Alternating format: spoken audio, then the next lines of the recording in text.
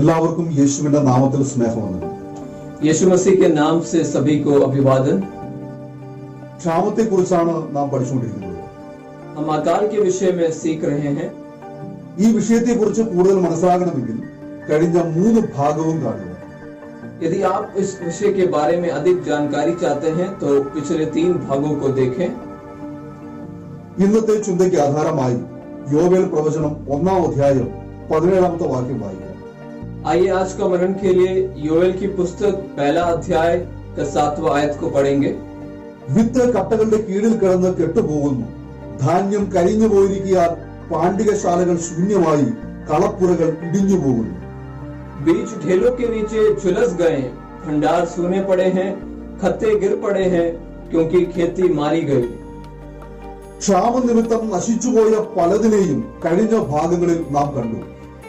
पिछले 3 भागों में हमने अकाल के कारण बहुत सी चीजों का विनाश होते देखा है।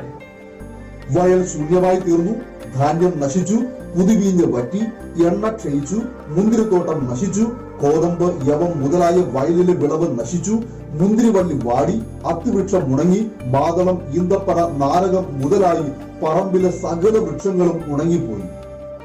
खेती मारी गई, अन्न नाश हो गया, नया दाखमधु और तेल सूख गया, गेहूं और जब नाश हो गया, दाखलता सूख गई और अंजीर का वृक्ष कुम्हला गया है, अनार, ताड़, सेब आदि मैदान के सब वृक्ष सूख गए हैं। നഷ്ടം അനുഭവിക്കുന്നവരെ കാണുമ്പോൾ സാധാരണയായി നമ്മളൊക്കെ പറയും, സാരമില്ല, എല്ലാം ശരിയാകും. जिनका सब नुकसान होता है आमतौर पर हम कहते हैं कोई बात नहीं, सब ठीक हो जाएगा। ഈ വചനത്തിലേക്ക് നോക്കിയാൽ അതുപോലും പറയാൻ കഴിയില്ല, കാരണം സകലതും നശിച്ചിരിക്കുകയാണ്. इस वचन की ओर देखें तो यह भी नहीं कह सकते क्योंकि सब कुछ नष्ट हो चुका है। ഇവിടെ ഒരു വിത്ത് ശേഷിച്ചിരിക്കുന്നു എന്നത് ഒരു ചെറിയ ആശ്വാസമാണ്. ये एक छोटी सी राहत है कि यहाँ पर एक बीज बचा है। എന്താണ് വിത്ത്? बीज क्या है? മത്തായി എഴുതിയ സുവിശേഷം 13-ാം അധ്യായം 1 മുതൽ 8 വരെ വായിച്ചാൽ വിതക്കാരന്റെ ഉപമയെ പറ്റി യേശു പറഞ്ഞിരിക്കുന്നത് കാണാം. मत्ती रचित सुसमाचार 13वां अध्याय के 1 से लेकर 8 तक पढ़ते हैं तो आप देख सकते हैं कि यीशु ने बीज बोने वाले के दृष्टांत के बारे में कहा है। വിതയ്ക്കുന്നവൻ വിതപ്പാൻ പുറപ്പെട്ടു. വിതയ്ക്കുമ്പോൾ ചിലത് വഴിയരികെ വീണു, പറവകൾ വന്ന് അതിനെ തിന്നു കളഞ്ഞു. ചിലത് പാറസ്ഥലത്ത് ഏറെ മണ്ണില്ലാത്തടത്ത് വീണു. മണ്ണിന് താഴ്ചയില്ലായാൽ ക്ഷണത്തിൽ മുളച്ചു വന്നു. സൂര്യൻ ഉദിച്ചപ്പോൾ ചൂട് തട്ടി വേരില്ലായാൽ അത് ഉണങ്ങിപ്പോയി. മറ്റു ചിലത് മുള്ളുകളിൽ വീണു, മുള്ള് മുളച്ചു വളർന്ന് അതിനെ ഞെരുക്കിക്കളഞ്ഞു. മറ്റു ചിലത് നല്ല നിലത്ത് വീണു, 100, 60, 30 മേനിയായി വിളഞ്ഞു. एक बीज बोने वाला बीज बोने निकला। बोते समय कुछ बीज मार्ग के किनारे गिरे और पक्षियों ने आकर उन्हें चुग लिया। कुछ पथरीली भूमि पर गिरे जहां उन्हें गहरी मिट्टी न मिलने और जड़ न पकड़ने के कारण वे जल्द उगाए, लेकिन सूरज निकलने पर वे जल गए। कुछ झाड़ियों में गिरे और झाड़ियों ने बढ़कर उन्हें दबा डाला। पर कुछ अच्छी भूमि पर गिरे, कोई 100 गुना, कोई 60 गुना, कोई 30 गुना फल लाए। വഴിയരിക്, പാറസ്ഥലം, മുള്ളിനിടയിൽ, നല്ല നിലം. ഇവിടെ 4 വ്യത്യസ്ത സ്ഥലത്ത് വീണ വിത്തിനെ കുറിച്ചാണ് പറഞ്ഞിരിക്കുന്നത്. ഇത് വ്യത്യസ്ത സ്വഭാവമുള്ള മനുഷ്യരുടെ ഹൃദയമാണ്.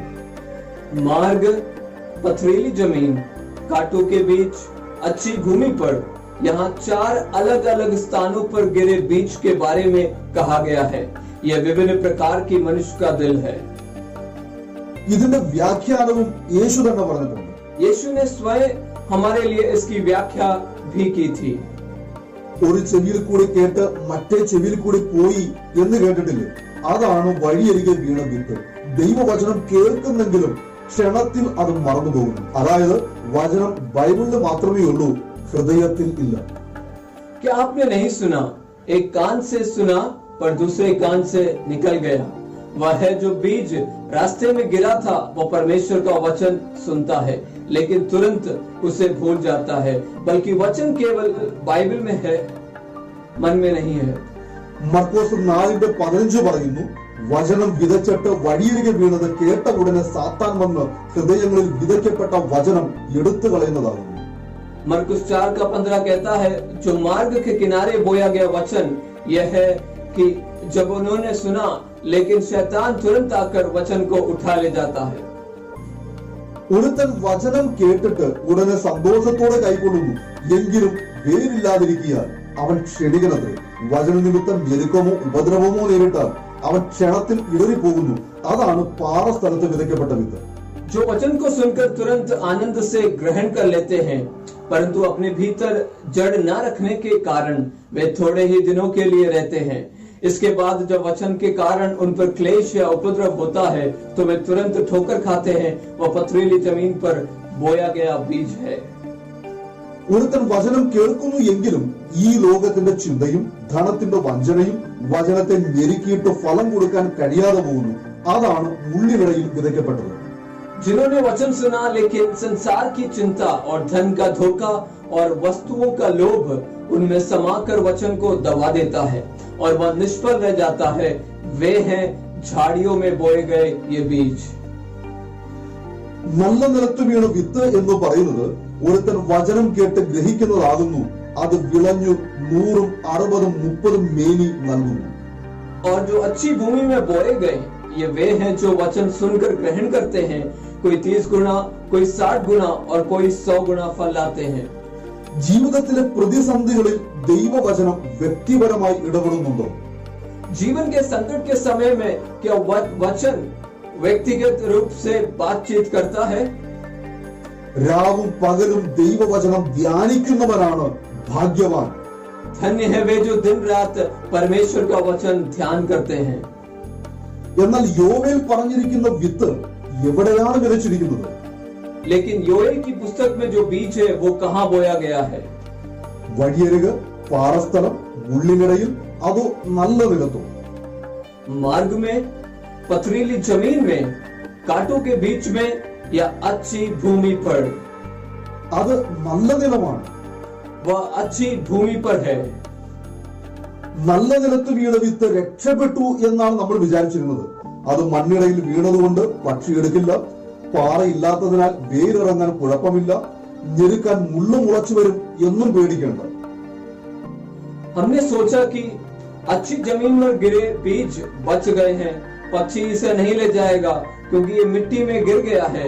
चट्टान नहीं होने के कारण जड़ उतरने में कोई दिक्कत नहीं, डरने की जरूरत भी नहीं कि जो कांटे उग आएंगे। എന്നാൽ നല്ല നിലത്തും ഒരു ശത്രുവുണ്ട്. ആരാണ് ആ ശത്രു? तो अच्छी जमीन पर भी एक शत्रु है। वह कौन है? കട്ടയാണ് ആ ശത്രു. ठेले ठेले हैं वे शत्रु। എന്താണ് കട്ട? ഇഷ്ടികയാണ്, സിമന്റ് കട്ടയാണ്, അതോ പാറക്കല്ലാണ്? ठेले क्या है? ईंट है?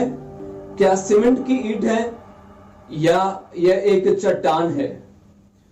പാടത്തുള്ള കട്ട മൺകട്ടയാണ്.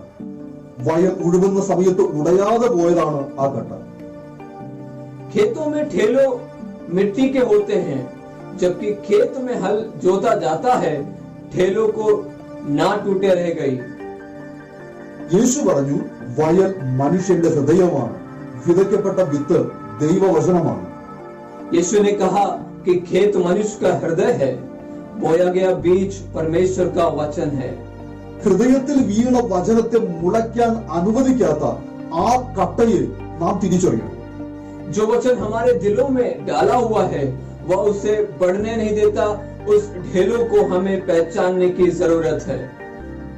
നാം കൈക്കൊണ്ട ദൈവവചനത്തെ നിഷ്ഫലമാക്കി വെച്ചിരിക്കുന്ന കട്ട ഉടയണം. उस ढेलों को हमें तोड़ना चाहिए जो हमने प्राप्त किए परमेश्वर की वचन प्रभावी करते हैं।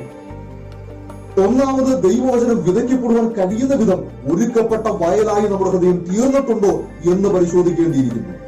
सबसे पहले हमें यह परखना होगा कि हमारे दिल में अच्छी खेत की तरह तैयार किया गया है ताकि परमेश्वर के वचन को बोया जा सके। പണ്ട് കാട് പിടിച്ചു കിടന്ന പല സ്ഥലവുമാണ് ഇന്ന് കൃഷിയിടങ്ങളായി മാറ്റപ്പെട്ടിട്ടുള്ളത്. पहले जो जंगल था अब खेतों में परिवर्तित हो गया है। കാട് കൃഷിയിടങ്ങളായി തന്നെത്താൻ മാറിയതല്ല, ചില കഠിനാധ്വാനികളായ മനുഷ്യരുടെ വിയർപ്പിന്റെയും വിശപ്പിന്റെയും വിലയുണ്ട് അതിന്റെ പിന്നിൽ. जंगल खेतों में अपने आप नहीं बदलते, कुछ मेहनती पुरुषों के पसीने और भूख का प्रयास इसके पीछे है. മനുഷ്യൻ കൃഷി ചെയ്യാൻ ആരംഭിച്ച നാൾ മുതൽ വലിപ്പവും വണ്ണവുമുള്ള വൃക്ഷങ്ങളാൽ നിറഞ്ഞ കാടുകൾ അവൻ നേരിട്ട വെല്ലുവിളികളായിരുന്നു. जब उन्होंने खेती शुरू की तो बड़े बड़े वृक्षों से भरे जंगल वो मानव जाति के लिए एक बड़ी चुनौती थी. അവർ ആദ്യം ആ വൃക്ഷങ്ങളെ ഓരോന്നായി വെട്ടിമാറ്റി. അത് വളരെ ബുദ്ധിമുട്ടുള്ള കാര്യമായിരുന്നു. അതിനേക്കാളും ബുദ്ധിമുട്ടുള്ള കാര്യമായിരുന്നു ആ വൃക്ഷങ്ങളുടെ വേര് പറിച്ചു നീക്കാൻ. उन्होंने पहले एक एक करके पेड़ों को काट निकाला. यह बहुत मुश्किल काम था. उससे ज्यादा मुश्किल काम था उन पेड़ों की जड़ को उखाड़ना. മുകളിൽ കയറി കൊമ്പുകൾ മുറിക്കുക, പിന്നീട് അതിന്റെ തടി മുറിക്കുക, പിന്നെ ആഴത്തിലേക്ക് ഇറങ്ങിയ വേരുകളെ മാന്തിയെടുക്കുക. എന്തുമാത്രം പ്രയാസമുള്ള പണിയായിരിക്കും അത്. पहले पेड़ पर चढ़ना, शाखाओं को काटना, फिर इसकी लकड़ी काटना, फिर गहरी जड़ें खोद निकालकर कितना मुश्किल काम है ये. നമ്മുടെ ജീവിതം കൊണ്ട് ദൈവത്തിന് ഫലം പുറപ്പെടുവിക്കുവാൻ കഴിയണമെങ്കിൽ ഹൃദയം ഫലപ്രദമായ ഒരു കൃഷിഭൂമിയാകണം. हमारे जीवन के द्वारा हम परमेश्वर को फल देने वाले बनने के लिए हमारा दिल एक प्रभावी खेत होना चाहिए. നമ്മുടെ ഹൃദയത്തിൽ വളർന്നു നിൽക്കുന്ന ഒരു ഫലവും പുറപ്പെടുവിക്കുവാൻ കഴിയാത്ത വലിയ വൃക്ഷങ്ങളെ കാണുന്നുണ്ടോ? ഒന്ന് സൂക്ഷിച്ചു നോക്കിയേ. ആരെങ്കിലും ഒക്കെ കാണുന്നുണ്ടോ? क्या आपको दिख रहा है बड़े पेड़ जो हमारे दिलों में है, फल दिया है? क्या आप में से कोई ये देख पा रहे हैं? അപ്പോസ്തലനായ പൗലോസ് കൊരിന്ത്യർക്ക് എഴുതിയ 2-ാം ലേഖനത്തിന്റെ 10-4 മുതൽ വായിച്ചാൽ നമുക്ക് മനസ്സിലാക്കാൻ കഴിയും. ഞങ്ങളുടെ പോരിന്റെ ആയുധങ്ങളോ ജഡീകങ്ങളല്ല, കോട്ടകളെ ഇടിപ്പാൻ ദൈവസന്നിധി ശക്തിയുള്ളവ തന്നെ. അവയാൽ ഞങ്ങൾ സങ്കല്പങ്ങളും ദൈവത്തിന്റെ പരിജ്ഞാനത്തിന് വിരോധമായി പൊങ്ങുന്ന എല്ലാ ഉയർച്ചയും ഇടിച്ചു കളയുന്നു. प्रेरित पौलुस द्वारा लिखी गई दूसरी कुरिन्थियों की पत्री 10:4 से हम पढ़ते हैं तो आप समझ सकते हैं, क्योंकि हमारी लड़ाई हथियार शारीरिक नहीं पर गढ़ों को ढा देने के लिए परमेश्वर के द्वारा सामर्थी है. सो हम कल्पनाओं को और हर एक ऊंची बात को जो परमेश्वर की पहचान के विरोध में उठती है खंडन करते हैं. സങ്കല്പങ്ങളും ദൈവത്തിന്റെ പരിജ്ഞാനത്തിന് വിരോധമായി പൊങ്ങുന്ന എല്ലാ ഉയർച്ചകളുമാകുന്ന കോട്ടകളെ കുറിച്ച് പറഞ്ഞിരിക്കുന്നത് പോലെ തന്നെയാണ് വൃക്ഷങ്ങളെ കുറിച്ച് ഞാൻ പറഞ്ഞത്. വൃക്ഷത്തിന്റെ കൊമ്പുകൾ പോലെയാണ് നമ്മുടെ ഹൃദയത്തിൽ വസിക്കുന്ന ഉന്നത വിചാരങ്ങൾ.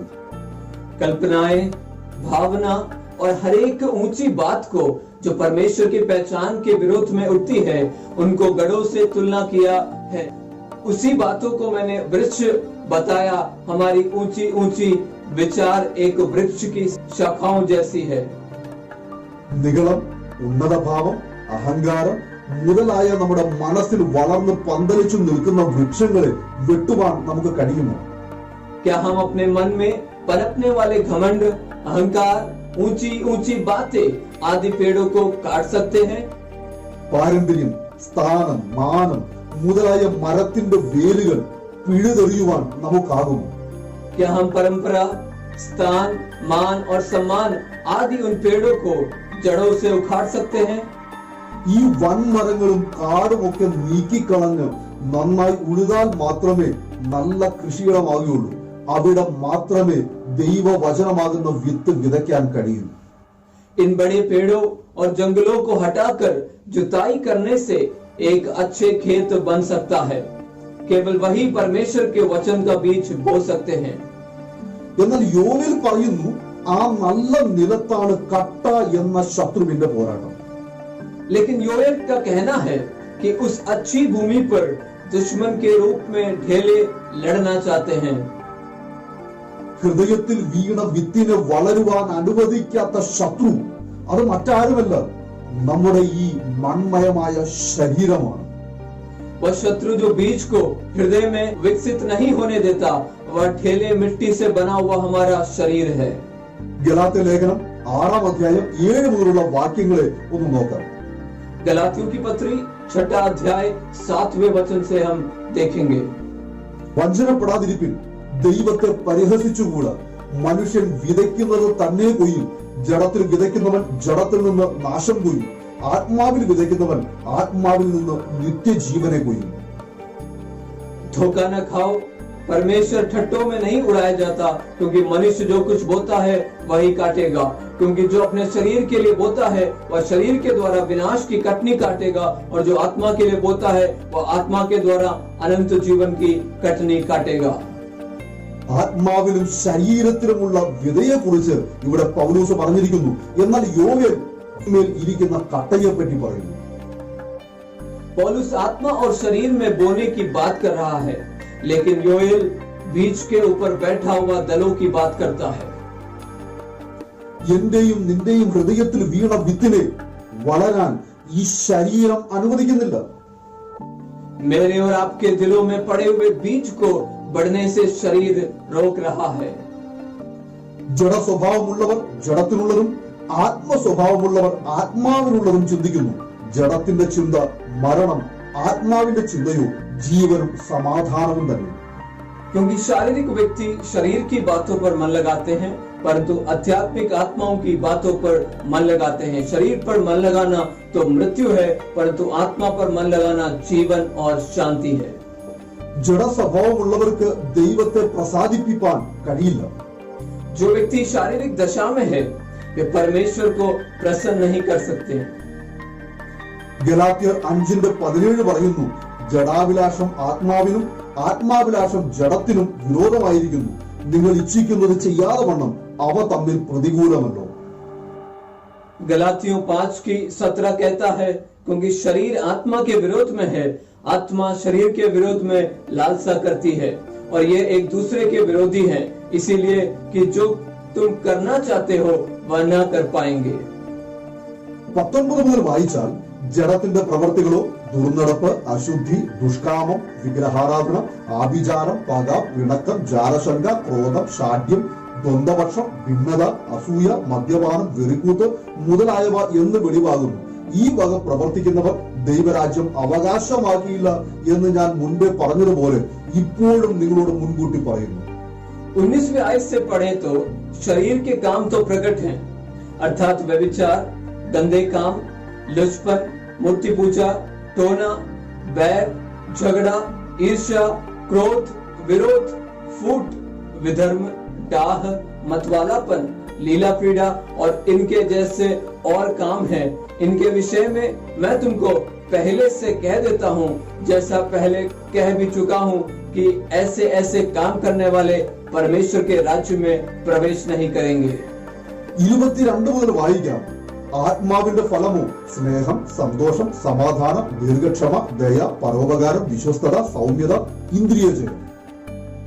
22वीं आयत से पढ़ेंगे तो पर आत्मा का फल प्रेम, आनंद, मेल, धीरज और कृपा, भलाई, विश्वास, नम्रता और संयम है.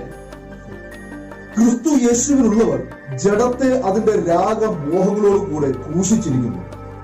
जो मसीह यीशु के हैं उन्होंने शरीर को उसकी लालसाओं और अभिलाषाओं समेत क्रूस पर चढ़ा दिया है. അപ്പോൾ കട്ട ഉടയണം. ചോദ്യം പിന്നെയും ബാക്കി, എങ്ങനെ ഉടയും, ആര് ഉടയ്ക്കും? फिर ठेलों को तोड़ना चाहिए, सवाल अभी भी बाकी है, कैसे टूटेगा और कौन उसे तोड़ेगा. ജഡത്തെ അതിന്റെ രാഗമോഹങ്ങളോട് കൂടെ ക്രൂശിക്കണം. എങ്ങനെ ക്രൂശിക്കും, ആര് ക്രൂശിക്കും? शरीर को उसकी लालसाओं और अभिलाषाओं समेत क्रूस पर चढ़ाना है, कैसे चढ़ाना है और कौन चढ़ाएगा. നമ്മൾ തന്നെ ക്രൂശിക്കണം എന്നല്ലേ നിങ്ങളുടെ മനസ്സ് പറയുന്നത്? हमें खुद को क्रूस पर चढ़ाना चाहिए, आपका मन यह कह रहा है ना. ഞാൻ നിങ്ങളെ മനസ്സിലാക്കിക്കാൻ ഇവിടെ ആ കുരിശ് കൊണ്ടുവരാം.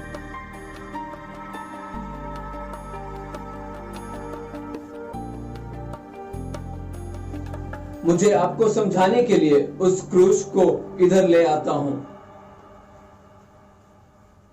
ഇപ്പോൾ ഇതാ ഞാൻ എന്റെ കാലുകളെ ക്രൂശിക്കുന്നു. अब यहाँ मैं अपने पैरों को क्रूस पर चढ़ा रहा हूँ. ഇപ്പോൾ ഇതാ ഞാൻ എന്റെ ഈ കൈ ക്രൂശിക്കുകയാണ്. अब मैं इस हाथ को क्रूस पर चढ़ाता हूँ. ഇപ്പോൾ ഇതാ ഞാൻ എന്റെ ഈ കൈയും കൂടെ ക്രൂശിക്കുകയാണ്. अब मैं अपने इस हाथ को भी सूली पर चढ़ाता हूँ. പറ്റുന്നില്ലേ? नहीं हो रहा है ना? അപ്പോൾ ക്രൂശിക്കാൻ എനിക്ക് സ്വയം കഴിയില്ല, മറ്റൊരുത്തന്റെ സഹായം വേണം. मैं खुद को क्रूस पर नहीं चढ़ा सकता, दूसरे की मदद जरूर चाहिए. ആര് എന്നെ സഹായിക്കും? मेरी मदद कौन कर सकता है? അപ്പോഴെ വഴി കൂടെ ഒരു ചേട്ടൻ പോകുന്നത്, ചേട്ടാ പ്ലീസ് ഒന്ന് ആണിയടിച്ചു തരാമോ? तब कोई भाई रास्ते से जाता है, हेलो भैया क्या आप इस कील को ठोकेंगे प्लीज? അപ്പൊ ആ ചേട്ടൻ ആരാ ഈ കയ്യിലും കാലിലും ഒക്കെ ആണിയടിച്ചത്? तो उस भैया ने पूछा, इस हाथ पैर में किसने कील ठोका? വേദന കടിച്ചു പിടിച്ചുകൊണ്ട് ഞാൻ പറയുക, मैं दर्द को सहन करके बोल रहा हूँ, ഞാനാ തറച്ചത്. मैंने उसे ठोका है. അപ്പൊ ആ ചേട്ടൻ പറയുക, എന്നാ പിന്നെ ഈ കൈയും കൂടി താൻ തന്നെ തറക്കി. तो उस भैया ने कहा, तो उस हाथ में भी तुम खुद मार लो. വേദന സഹികെടുമ്പോൾ കയ്യിലേലും കാലിലെയും ആണി ഞാൻ സ്വന്തമായി പറിച്ചെടുക്കും. പിന്നെ ക്രൂശീകരണം പകുതി വഴിയിൽ ഉപേക്ഷിക്കേണ്ടി വരും. जब दर्द असहनीय होता है, हाथों और पैरों में से मैं खुद ही कील को निकाल दूंगा. फिर क्रूस को आधा रास्ता छोड़ दिया जाता है. അങ്ങനെ പാതി വിശുദ്ധനും പാതി പാപിയുമായി ഇന്ന് പലരും ജീവിക്കുകയാണ്. इस प्रकार आज बहुत से लोग आधे अधूरे, आधे पवित्र और आधे पापी होकर जीवन बिता रहे हैं. അതുകൊണ്ട് നിനക്ക് സ്വന്തമായി ക്രൂശിക്കാൻ കഴിയില്ല. ദൈവം നമ്മെ ക്രൂശിക്കേണ്ടതിന് അവന്റെ കയ്യിൽ നമ്മെ തന്നെ ഏൽപ്പിച്ചു കൊടുക്കണം. इसलिए आप अपने आप को स्वयं क्रूस पर चढ़ा नहीं सकते हैं, और हमें क्रूस पर चढ़ाने के लिए परमेश्वर के हाथों में हम अपने आप को दे सकते हैं. 65 സങ്കീർത്തനം 9-10 പറയുന്നു, നീ ഭൂമിയെ സന്ദർശിച്ച് നനയ്ക്കുന്നു, നീ അതിനെ അത്യന്തം പുഷ്ടിയുള്ളതാക്കുന്നു, ദൈവത്തിന്റെ നദിയിൽ വെള്ളം നിറഞ്ഞിരിക്കുന്നു, ഇങ്ങനെ നീ ഭൂമിയെ ഒരുക്കി അവർക്ക് ധാന്യം കൊടുക്കുന്നു, നീ അതിന്റെ ഉഴവ് ചാലുകളെ നനയ്ക്കുന്നു, നീ അതിന്റെ കട്ട ഉടച്ചു നിരത്തുന്നു. 65 भजन संहिता के 10वां वाक्य इस प्रकार से कहता है, तो भूमि की सुधि लेकर उसको सींचता है, तो उसको बहुत फलदायक करता है. परमेश्वर की नदी जल से भरी रहती है, तो पृथ्वी को तैयार करके मनुष्यों के लिए अन्न को तैयार करता है. तो रेधारियों को भली भांति सींचता है और उनके बीच की मिट्टी को बैठाता है, तो भूमि को मेहनत से नरम करता है और उसकी उपज पर आशीष देते हैं. പരിശുദ്ധാത്മാവാകുന്ന നദി നമ്മിലേക്ക് ഒഴുകിയാൽ സകല പാപ സ്വഭാവങ്ങളും നീങ്ങി നാം ശുദ്ധരായി തീരും. पवित्र आत्मा की नदी हमारे भीतर बहती है, तो हम सभी पापों से मुक्त हो जाते हैं. അതുകൊണ്ട് പരിശുദ്ധാത്മാവുന്ന നദി നമ്മിലേക്ക് ഒന്ന് ഒഴുകുവാൻ നമുക്ക് ദൈവത്തിന്റെ കരങ്ങൾ നമ്മെ തന്നെ ഏൽപ്പിച്ചു കൊടുക്കാം. इसलिए पवित्र आत्मा का वो नदी हमारे जीवन में बहने के लिए हम अपने आप को प्रभु के हाथों में सौंप देंगे. ആത്മാവിന്റെ പ്രവൃത്തികളാൽ മാത്രമേ ശരീരത്തിന്റെ പ്രവൃത്തികളെ മരിപ്പിക്കുവാൻ കഴിയുള്ളൂ. आत्मा के कार्यों के द्वारा ही केवल हम शरीर के कार्यों को ढा सकते हैं. ഈ വചനങ്ങളാൽ സ്വർഗ്ഗത്തിലെ ദൈവം നിങ്ങളെ ഓരോരുത്തരെയും അനുഗ്രഹിക്കട്ടെ.